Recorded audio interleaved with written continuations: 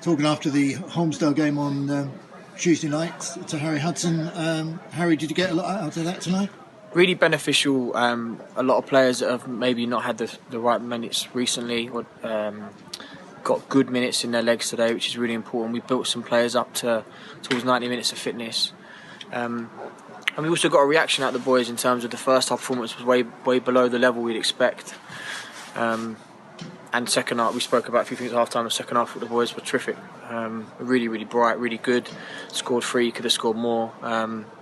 So that in itself, just understanding the reaction from the boys is a positive thing. So, yeah, pleasing and great credit to Holmesdale. Thanks to them for coming in for the game, and they were really good as well. They posed some problems, and it's exactly what you want from a friendly. So, yeah, really happy. Watching your training friendlies, I think this is the third one you've had since you've been at the club. They're very competitive, no quarter asked, no quarter given out there. Most certainly, and that's what we say to the boys before the game. Like, yes, there's not necessarily points on the board, but you're playing for your position, you're playing for your shirt. We had 4 players that didn't make the 16-man squad on Saturday who have been very much involved with us, so it's important that we give everyone a fair crack of trying to make their way in, and we've got competition in the squad now, and that's exactly what we want and need for us to keep kicking on. So yeah, I would probably use them in more prevalence than I would normally do, but again, for a variety of reasons, we needed to get more information across the boys in a quick space of time, and training is great and training is fantastic, but there's nothing like repeating it in a match, and that's what we use the friendlies for. Ahead of another important and tough contest at the weekend against Cray Valley, you've gone on the record and said, very complimentary about the Cray Valley side. They will present a challenge again. Oh, most certainly. Yeah, we're really looking forward to the game for us. But they are going to be a good side. I think, in my opinion, they're the highest placed side that we've played so far since we've taken over. So I would say they're probably the best side we're going to face. And they're on really good form. They've beaten Hayward after a bad run. They've beaten Hayward Heath, Ramsgate, and Herne Bay in the last 3 games. So they're going to come in full of confidence, but we are as well. So I'm looking forward to a really good game of football. Hope it'll be a great spectacle for the home fans. But so far, here 3 wins out of 3. 10 goals scored in 3 games. We're not going to fear anyone, and that will certainly be the way we approach the match on Saturday. Tristan turns again at the bottom of the table in midweek with Whitstable beating Chichester. So, even at the bottom, no one seems to be giving up on the cause. Not at all. It's crazy league. I mean, I think there's 7 points that separate Whitstable at bottom and us in 14th, which is mad. It's absolutely mad. And if you look at the other divisions, even at step 4, but even across the leagues, like no one's as tight as we are. So yeah, fair play to all the teams in the bottom 7 that are not giving up the ghost. It's a very tight, and I think it will come down to the wire. And we've just got to keep trying to look after ourselves, because the best thing that we have is it's in our hands, and that's the position you want to be in as a football club. You don't want to be having to chase things or rely on other people's results to get where you need to get to. So as long as we look after ourselves, we're confident.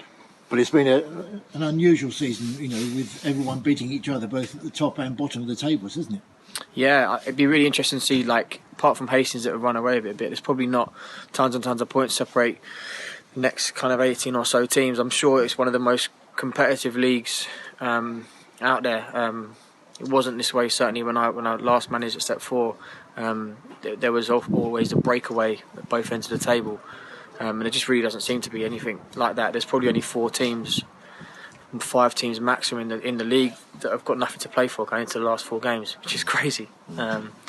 But we've just got to value every single game. We've also got to embrace the challenge and embrace the fact that everyone is going for things and everyone is still very much got things to play for. So we're in the mix of that most certainly.